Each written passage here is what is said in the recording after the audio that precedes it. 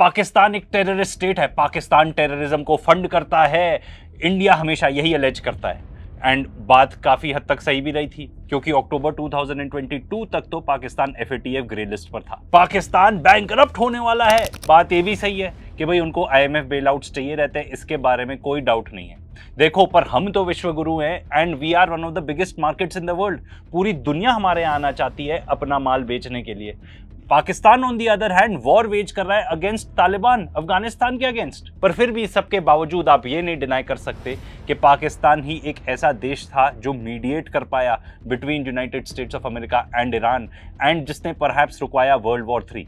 अभी तक तो बिल्कुल, क्योंकि जो सीज फायर भी रहा है, बहुत हम जैसे लोगों को भी लगा था, मी पर्सनली ऑल्सो, कि ज़्यादा दिन तक नहीं टिक पाएगा ये सीज फायर। पर देखो, उन्होंने जो एफर्ट्स करे हैं अगेंस्ट ऑल ऑड्स, उसके वजह से अभी तक तो वॉर रुका हुआ है। आगे जाके क्या होगा ये हम नहीं कह सकते, पर फुल मार्क्स पाकिस्तान को, क्योंकि उन्होंने जो भी मीडिएशन की है बहुत ही सक्सेसफुल रही है अभी तक। एंड देखो, आखिरकार दोनों जो देश हैं, US एंड ईरान, उनकी क्या क्या डिमांड्स है वो पूरी हो पाएंगी कि नहीं, वो डिटरमिन करेगा अगर ये सीज फायर एक्सटेंड होता है, एक्चुअली प्रॉपर पीस प्लान में कन्वर्ट होता है तो। पर आज का सवाल ये है कि पाकिस्तान जैसा देश, जिसको इंडिया कहता है कि भाई ये तो भिखारी लोग हैं, कुछ भी नहीं, ये तो सिर्फ पोस्टमैन है, ठीक है, एंड अकॉर्डिंग टू इंडिया ये बस एक टेरर फाइनेंसिंग स्टेट है, जिसके पास जो मीडिएशन करी उसके होटल के बिल देने के भी पैसे नहीं है। कहाँ से ऐसे हो गया, ऐसा कैसे हुआ कि भाई ये लोग दलाली करने लगे? कुछ लोगों के वर्ड्स में दलाली करने लगे, पर जो भी लोग ये कह रहे हैं ना, they would have loved to get the attention of the world जो पाकिस्तान को मिली है।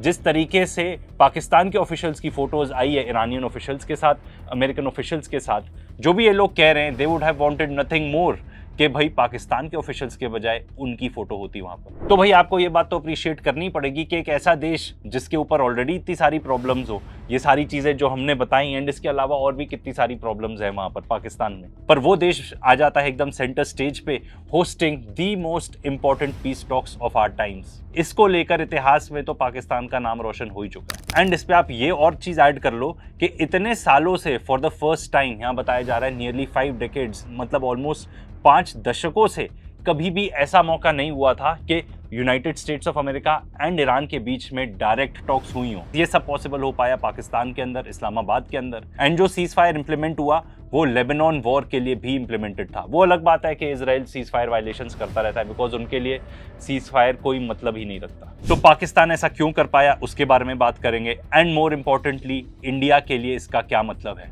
सबसे पहले तो आप ये देखो कि पाकिस्तान का जो रिलेशनशिप है डोनाल्ड ट्रंप के साथ, डोनाल्ड ट्रंप के फर्स्ट टर्म में तो हालत ऐसी थी कि उसने पाकिस्तान को मिलिट्री एड देने से ही मना कर दिया था, क्योंकि उसने बोला कि भाई नहीं, वो लोग टेररिज्म कॉम्बैट ही नहीं कर रहे, हम कुछ नहीं, I don't want anything to do with it.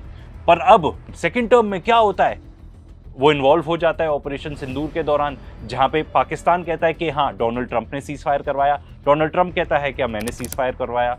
India कभी भी नहीं अग्री करता, एंड पाकिस्तान इवन नॉमिनेट कर देता है डोनाल्ड ट्रंप को नोबेल पीस प्राइज के लिए। एंड साथ साथ एक क्रिप्टो डील भी कर लेते हैं वो ट्रंप के साथ, जो ट्रंप का बोर्ड ऑफ पीस होता है उसको भी ज्वाइन कर लेते हैं। गाजा में जो बोर्ड ऑफ पीस बना था उसकी बात हो रही है। And America one of the lowest tariffs देता है पाकिस्तान को, ट्रेड डील अच्छी नेगोशिएट कर लेता है। इंडिया की बाय द वे अभी तक कोई ट्रेड डील नेगोशिएट भी नहीं हुई है।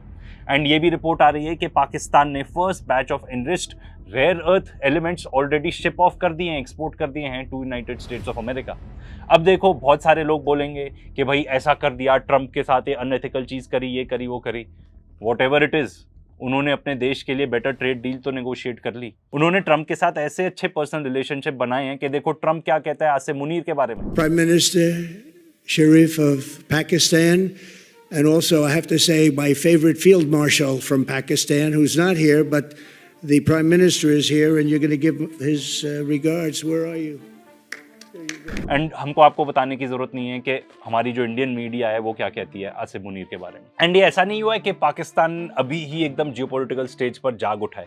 बहुत पहले भी 1981 से यूएस एंड ईरान के बीच में जो भी डिप्लोमेटिक टाइज थे, जो भी बातचीत होती थी, वो पाकिस्तानी एम्बेसी के थ्रू होती थी। एंड पाकिस्तान ने अमेरिका को हेल्प करी है मीडिएशन में। बहुत पहले भी 1971 में चाइना को अप्रोच करने के लिए पाकिस्तान ने यूनाइटेड स्टेट्स ऑफ अमेरिका की हेल्प की थी और उसी के बाद नॉर्मलाइज होते हैं ties between United States of America and China. Pakistan के ईरान के साथ भी काफी टाइम से रिलेशनशिप बहुत अच्छे थे। हाँ, ये डेफिनेटली सही बात है कि ईरान और इंडिया के बेटर थे रिलेशनशिप, बट पाकिस्तान ने ईरान के न्यूक्लियर प्रोग्राम को बैक इन द डे तक हेल्प किया था। तो ईरान का जो न्यूक्लियर प्रोग्राम है आज के डेट में, काफी हद तक उसमें क्रेडिट आपको पाकिस्तान को देना पड़ेगा।